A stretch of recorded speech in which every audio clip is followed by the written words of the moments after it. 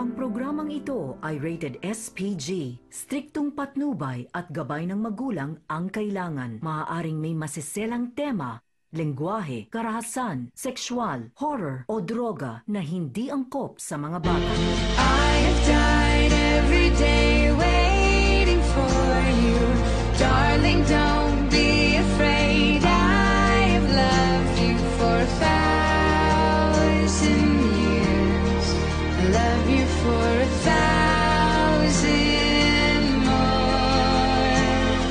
And all along I believed I would find you. Time has brought your heart to me. I have loved you for 1,000 years. I love you for 1,000 more.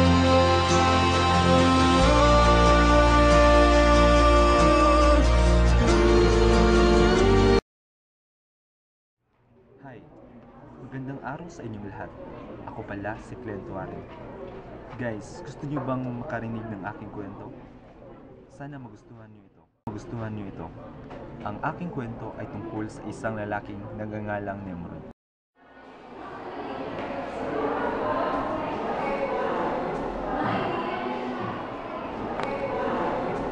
Si Nimrod ay masipag at matyaga.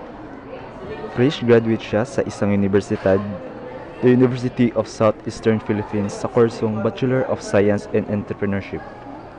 Pagkatapos ng graduation, ay naghanap agad si Nimrod ng trabaho na pwede niyang mapasukan kasi gusto niyang makatulong sa kanyang magulang dahil alam niya ang paghihirap nito noong siya ay nag-aaral pa.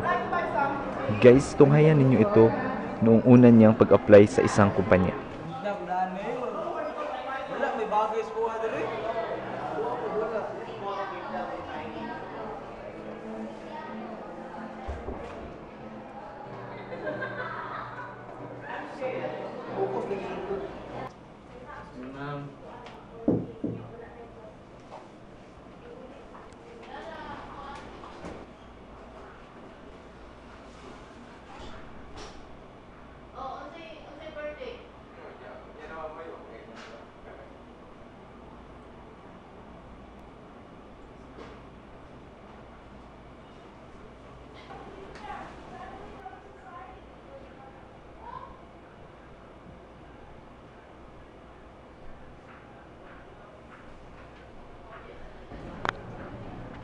Unang pag-a-apply ni Nimrod ng trabaho ay hindi siya natanggap. Nako, ganyan naman talaga kapag nag-a-apply ng trabaho. Diba swerte-swerte lang? Habang lumalabas si Nimrod sa isang establishment, ay nakita niya ang kanyang kaibigan. Uy, ay! Okay, basta. Basta man. Nangyita ko trabaho ka rin, day. Ako pa. Ito, naka ma-offer sa kanya job ko rin. Sa MacB siguro na ginatrabaho na karon murag nagngita sila kuat na-open na bikan na trabaho. Kasi marepay ka dito. Pwede ka makasulod ito ba? Ikaw akong babaker. Pwede kayo bay, basta ikaw. Salamat kayo ba yun? Dato na yun karon. Sige car ba? Kuha lang kung kontak lang ba? Sige, sige.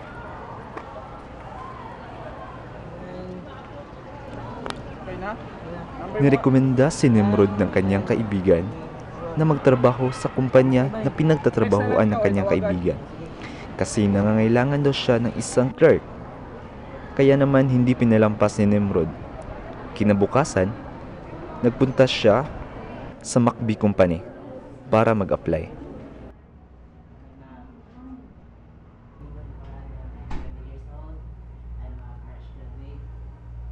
Yes, I see it in your by data. So you are Nimrod. You are applying for a clerk. Yes, ma'am. So how do you describe yourself? Issue ko tulong sa kumpanya nyo at willing ko akong matuto at willing din akong magpaturo sa kung ano yung hardworking person. Okay. Tapos marunong din ako makinig at makisama sa mga magiging makakasama. Tapos hanggang sa lahat, marami akong experience. Also from Mamalo. Yes, ma'am. And as I see your background, you're good. Let me see. Give me some days to think about your application, and I will just text or call you Nimrod, we'll see you soon.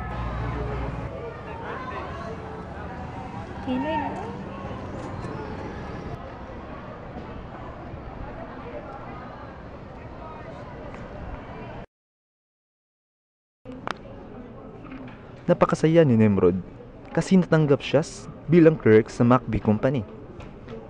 Laking pasalamat niya sa kanyang kaibigan at syempre sa Panginoon. Kinabukasan, nagsimula na si Nimrod na magtrabaho sa MacB Company.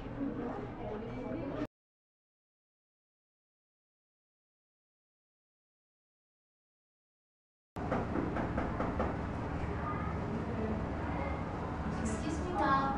Nandito na po yung bagong dito. Pasukin mo lang dito. Yes. Pasok ka na daw.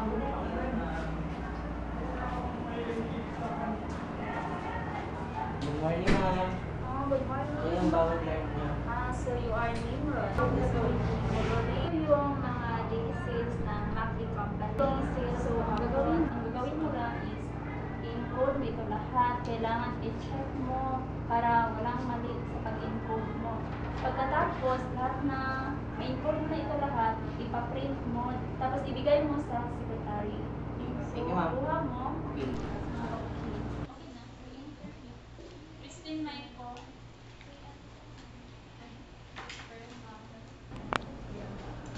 Masayang masaya si Nimrod kasi nakatanggap na siya ng sahod na may pera na siya may ibibigay sa kanyang mga magulang at pwede na siyang makabili kahit ano ang gusto niya. Isang araw, habang nagtatrabaho si Nimrod, ay nag-iinom siya ng alak. Ano kaya ang pumasok sa isip ni Nimrod? Bakit siya nag-iinom sa office? Siguro akala niya na pwede lang mag-inom sa loob. Pero during orientation, namin dinidiscuss kung ano ang rules number 9, regulation ng company. Teka, napakatanga naman ang guard. Nakita yung dala ni Nimrod na alak pala ito. Ito gusto mo, ah. Ikaw to, alam mo gusto mo. Ako to ah. Mr. Asher, Mr. Nimrod, what is happening to both of you? Go to my office right now! Pagkatapos na nangyari, ginamot si Nimrod. Pinainom siya ng mainit na tubig para ahimasmasan siya ng kanyang pagkalasing. At nang magising siya, nakakalungkot naman kasi last chance na lang ni Nimrod. Kapag hindi siya magbago, makikick out talaga siya sa kumpanya. Kaya naman, pinagbutihan ni Nimrod ang kanyang trabaho kasi ayaw niyang mawala ng trabaho. Mahalaga kasi ito sa kanya dahil nakakatulong siya sa kanyang magulang at mga kapatid. Paano kung mawala? Di hindi siya makatulong.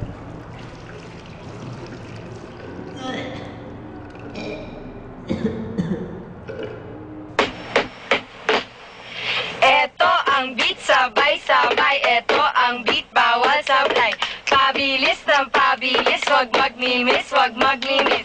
Gets mo na ang Coca-Cola. Nalilito, nalilito, nahihilo, nahihilo. Kokoto, kokoto, kokoto, kokoto.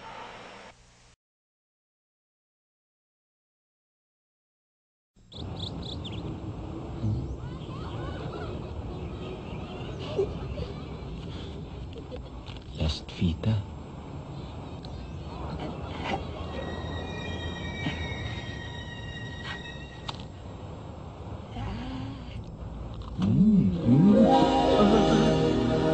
Dahil sa usilak ang inyong puso, isang kahilingan. Sports car! Yung red!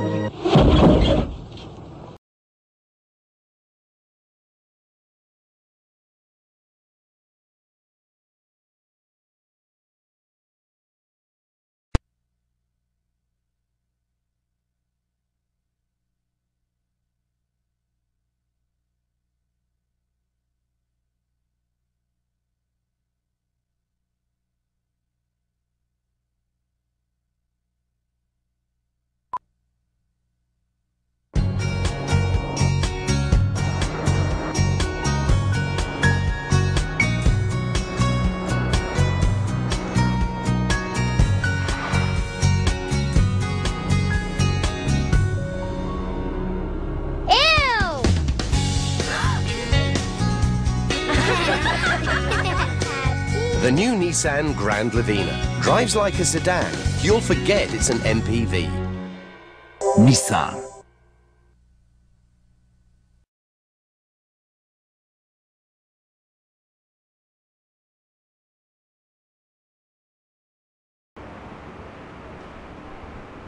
Mr. Di Parano, Mr. Mamalo, what happened to both of you? Huwag kayong magturuan. Please explain me. What happened to both of you? Alam niyo bang bawal yun sa ating palisiya dito sa opisina? Kasi ma'am, nahuli ko sa umiinom habang nagtatrabaho. Tapos sinita ko, tapos bigla ako sinuntok. And bakit mo pinatulan at nakipag-away ka sa loob ng ating opisina? Kasi nga po, umiinom habang isa ko. Mr. Di Parano, give me some valid reason bakit ka umiinom sa loob ng opisina na alam mo namang bawal yan sa ating opisina. Bakit mo dinala yan sa opisina? Alam mo ba na ang personal ay sa bahay lang, ang mga bagay na sa trabaho lang?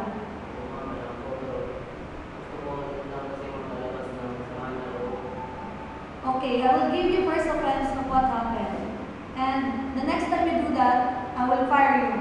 Is that clear? Okay. Ayos ka sa kaibigan mo. At umalis ang problema. Okay. Thank you. At huwag na niyong ulitin ang nangyari ko. Kaya nagporsigi si Nimrod sa kanyang trabaho.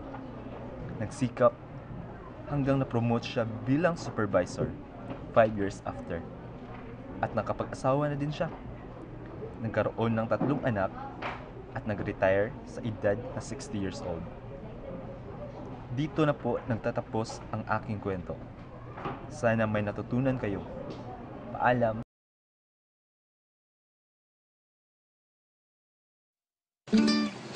Girlfriend mo na ba ako? Ayoko nga. Di pa ako ready. Ha? Demanding ang mga girlfriend. Gusto ganito, gusto ganyan. Ewan. Gusto ko lang naman ng McDo fries eh. Talaga?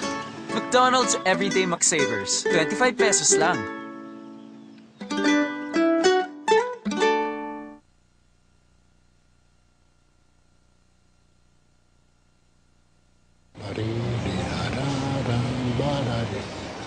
Dala-dalang gusto, sisignan ng bunga.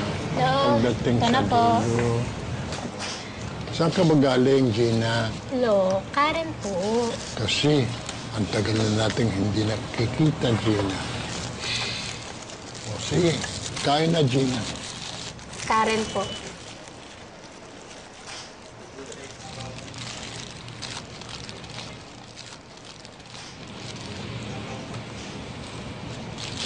Ito, para sa paborito kong apo, si Karen.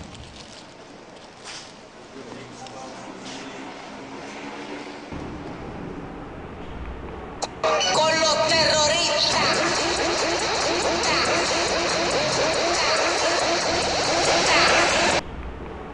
Con los terroristas.